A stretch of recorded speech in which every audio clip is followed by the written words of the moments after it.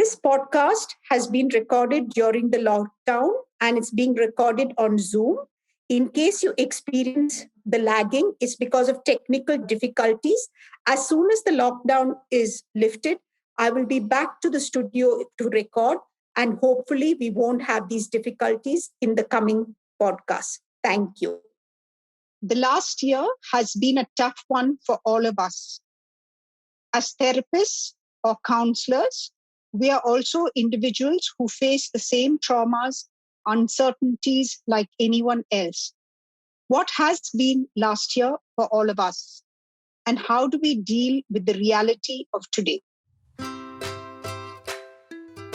This is Mind Your Mornings with Chandy, a fortnightly podcast that takes you on the journey to a brave new you. Hi, and welcome to Mind Your Mornings. I'm Chandy, your host for this podcast. Over the last 27 years, I have interacted with more than 1,000 people, both individuals and families. And through this podcast, I want to bring to you what I have learned about life and its nuances through the experiences of people I have interacted with.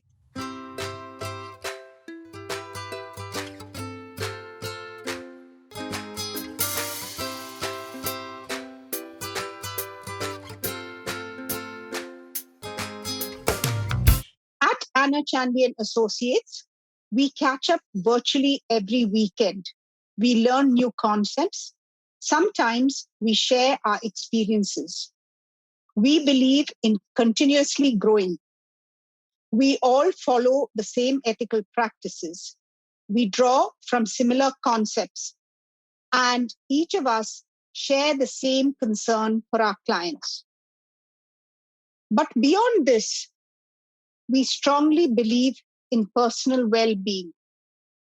A therapist or counselor can be only fully present for their client when they take care of their own mental health. Today, what all of us are going through is nothing short of an existential crisis. An existential crisis brings with it 4 areas of conflict. All of us are going through one or more areas of these conflicts.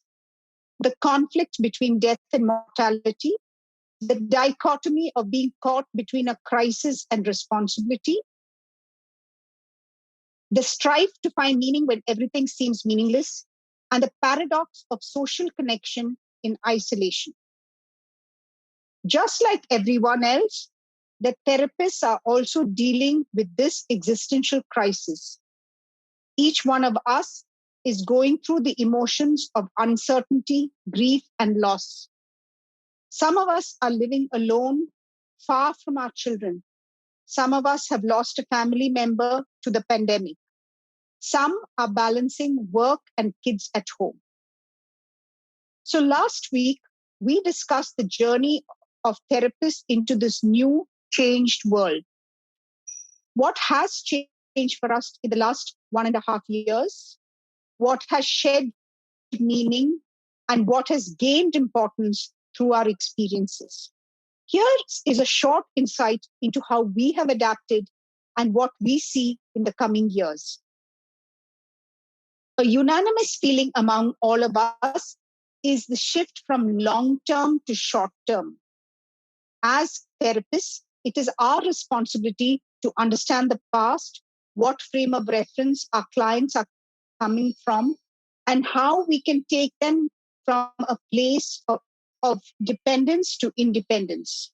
But today, our goal is on the immediate, the concerns, anxiety, hopelessness of today. How can we address the reality of here and now? One of our associates put it aptly in just a few lines. She said, "For me, earlier it was about progress for both my client and me. But today, it's more like the end goal will happen. Having meaningful sessions and going at a pace that works for me and my client is most important." The second largest shift for us has been from physical presence to virtual sessions. As therapists, we don't just hear what you're saying. We pick up cues from body language, a twitch, a deep breath, or even the fold of hands. Over the last year and more, all of us have adapted to reading nonverbals through technology. We have become more attuned to pauses, tone, and voice more than ever before. As one of our associates said, for me, what was important last year was physical presence, the face to face understanding. Now it is perfectly okay to do video calls and understand each other. Now I'm even more present, able to listen to silences. While we find ourselves being more effective, we also feel a lot more connected. With the volatility of the outside world, the therapy sessions offers a deep connection with another human being for both the client and the therapist. The world outside is the same for you and us, which allows us the relationship to grow on a solid foundation of vulnerability and empathy. The sessions give us a window into what is actually happening around us, not in terms of news or data, but real stories of real people which build human connect. But I think our biggest takeaway as therapists is to constantly assess the need of the hour, to explore and evaluate our frame of reference in this dynamic environment. It is no longer possible for any of us to believe in the fantasy of back to normal. Yes, normal will come, but it will look very different from what we are used to. Education, healthcare, corporates, all have changed forever. We need to account for the 2 years of psychological loss that we have faced, employees, students, children.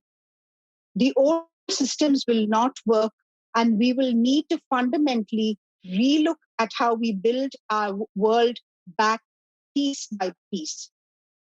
My team and I have identified some practices for ourselves to make sure we keep step with the changing times. We have decided to allow for emotional agility, to adapt as the situation demands. And right now, the situation demands being present to reality with empathy. We will focus on what is meaningful and meaningless to the client, not the past or the future, but the present. We also don't avoid uncomfortable conversations because it is important to take into account the reality. We are constantly evolving our roles in the lives of our clients. It is not the time to follow textbook definitions, but what the client needs right now. We need to look for more innovative uses of technology that helps our clients and us connect better in every session. And ultimately, we strive to model self-care because a therapist-client relationship needs to be present, involved, and committed by both to each other. The crisis is not over, and it will not be over very soon. While we are all shaken, we must remember that we need to take one day at a time. Stay safe, stay blessed.